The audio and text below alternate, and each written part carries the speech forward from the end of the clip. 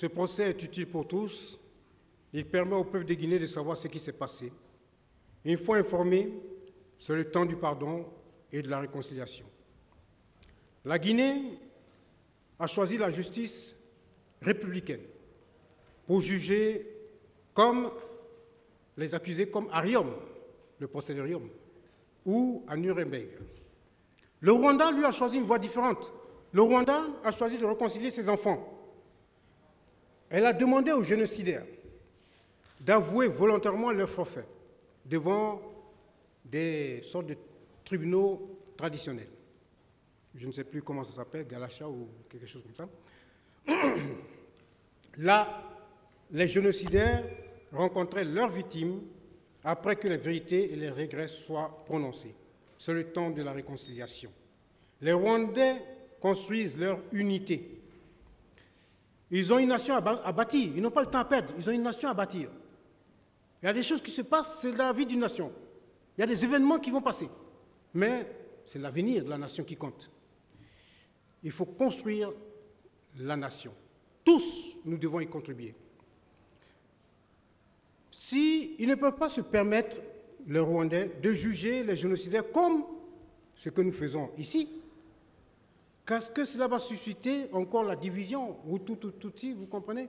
C'est condamner des Hutus, mais la réconciliation, ce n'est pas pour demain. Mais la fracture sera encore plus grande. Les enfants Hutus et les enfants Tutsis ne sont jamais réconciliés s'ils faisaient comme nous le faisons. Les enfants n'oublieront pas ce qui a été fait à leur père et à leur mère. Au lieu d'aller ensemble vers le développement, les Rwandais passeront leur temps à entretenir la division. Dans 30 ans, les Rwandais, aujourd'hui, grâce à la voie qu'ils ont choisie, formeront une belle nation où les enfants regarderont dans la même direction. En Côte d'Ivoire, l'État ivoirien a renoncé à faire condamner Laurent Gbagbo et Blé Goudé pour des infractions qui avaient été retenues contre eux. L'État ivoirien, dans sa volonté de réunir ses enfants pour son développement, a facilité l'octroi des passeports à ces deux personnalités pour qu'elles reviennent rejoindre le peuple, le pays, pour contribuer à son avancée, à son progrès. Aujourd'hui, le peuple ivoirien est en train de panser ses blessures et travaille à l'unité afin que les enfants du Nord, ceux de l'Est, ceux de l'Ouest, ceux du Centre, du Sud, s'unissent pour bâtir leur pays et progresser ensemble. En Guinée, allons-nous condamner ces personnalités et laisser les enfants des accusés de ces personnalités, leurs familles, leur communauté nourrir des ressentiments, se sentir victimes, surtout qu'ils savent que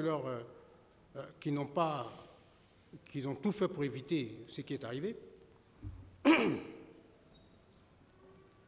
Alors, si les autres font tout pour s'unir, pour devenir une nation, ne choisissons pas la voie de la division, de la fracture. Le fait de devenir une nation permet de construire l'unité africaine. Parce qu'on ne peut pas construire l'unité africaine avec des pays divisés, où la nation n'est pas effective. L'Europe s'est construite parce qu'il y a eu des nations d'abord, et ensuite, ils ont construit leur unité, l'Union européenne. C'est cela. Mais nous, pendant que les autres vont vers le progrès, vers l'unité, vers la nation, ne déconstruisons pas cela. On ne peut pas garder la haine pendant des années. Je parle aux victimes. Ne gardez pas la haine pendant toutes ces années. On ne peut pas vouloir assouvir la vengeance, une vengeance par justice interposée pendant 14 ans, 15 ans. Libérons nos cœurs. La patrie a besoin de tous ses enfants. Vous, tout comme ceux qui sont là. La Guinée a besoin que ses enfants de la forêt, ceux des montagnes, ceux de la savane, ceux du littoral, se donnent la main pour aller de l'avant, pour construire l'avenir. Il y a de l'intelligence, il y a du talent. Avançons, progressons. Il y a eu des événements, jugeons, sachons la vérité, mais avançons. je peux le dire, c'est l'appel de la Guinée à tous ses enfants.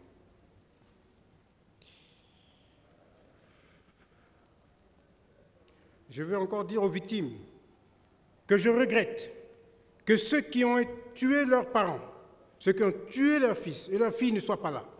Je regrette que ceux qui ont porté des coups et fait des violences sur vos parents, à vos parents, ne sont pas là. Ceux qui ont violé vos filles ne soient pas là. Mais ce que je suis sûr, ce dont je suis sûr, c'est que ceux qui sont là, ceux qui n'ont pas voulu la mort de vos parents, sont assis là, devant le juge. Ceux qui ne voulaient pas toute la barbarie dont vous avez souffert pendant si longtemps, en tant que victimes directes ou indirectes, où vos parents ou vos fils sont assis là. Ceux qui sont là, aux premières places, ont fait tout ce qui était en leur possibilité pour éviter que ce drame arrive. Ils ont interdit, ils ont appelé, ils ont déployé des gendarmes, ils ont exhorté les uns et les autres à ne pas pénétrer au stade. Ils ont tenu le meeting de la mort, c'est le meeting de la mort. Ils ont même sauvé la Guinée en sauvant les leaders, parce que j'ai même oublié cet aspect.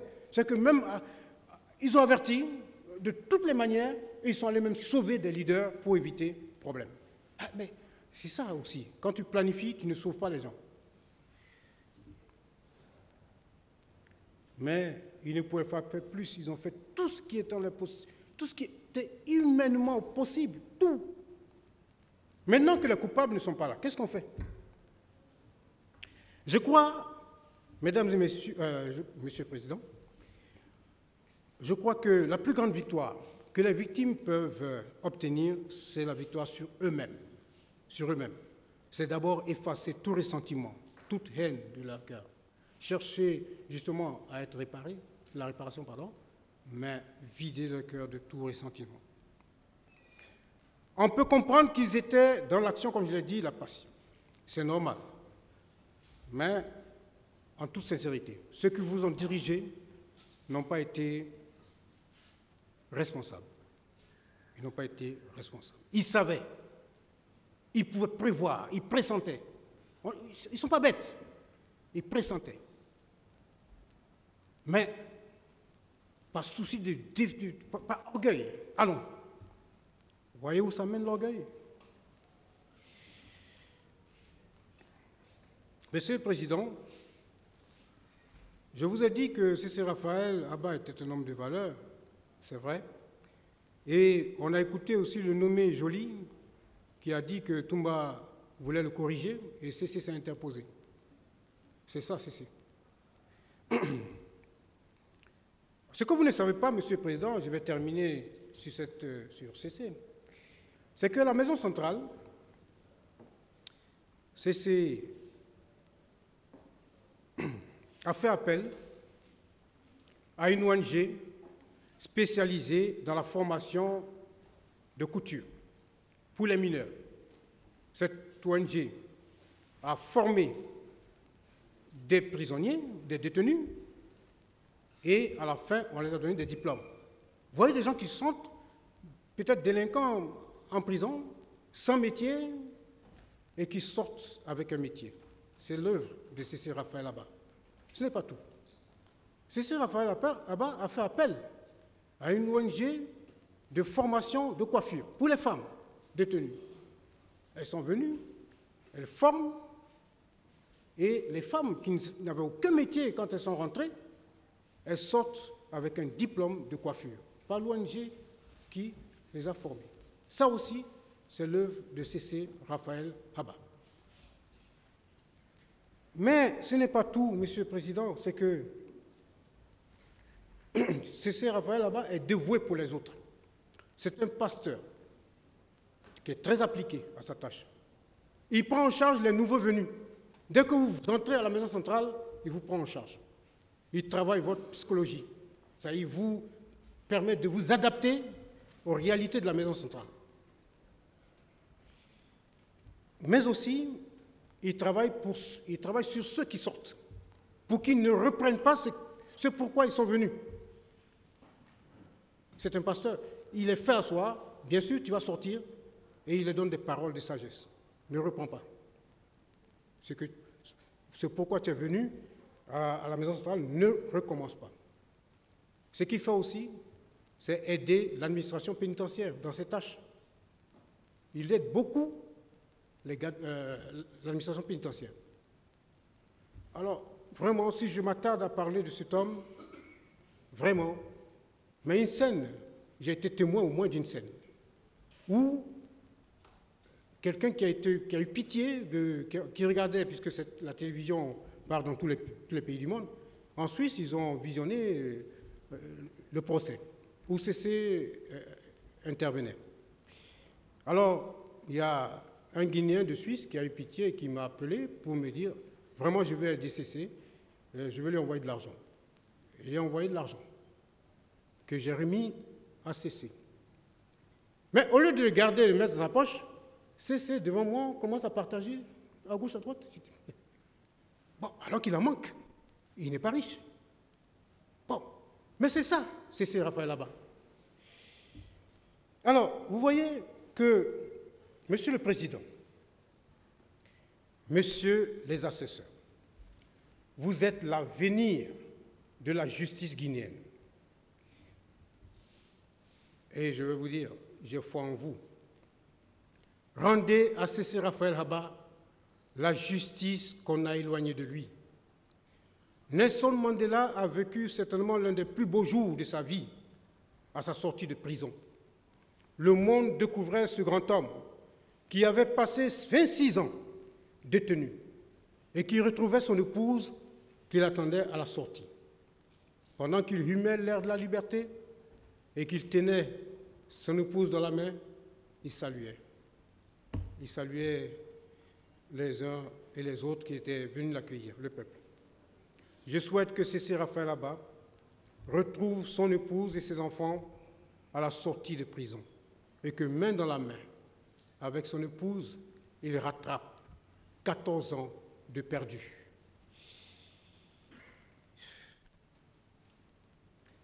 En regardant l'un des membres du ministère public, je me suis rappelé qu'il avait requis contre CC Raphaël Haba, enfin, dans son argumentation, il a dit qu'il a écrit à la... Bon, je reviens en arrière, mais ce n'est pas grave. Il a écrit à la clinique pour dire... pour savoir si CC était ce jour-là, le 28 septembre, et qu'on lui a répondu. Mais je suis resté sur ma faim. Pourquoi il ne dit pas ce qu'on lui a répondu? Bon, on a compris. On a compris qu'effectivement, le médecin a dit, oui, CC était là. Mais il faut le dire. Bon, c'est vrai que le ministère public, vous m'avez épaté pendant toutes les audiences, tout ce procès. Mais votre réquisitoire, bon, je parle pour CC.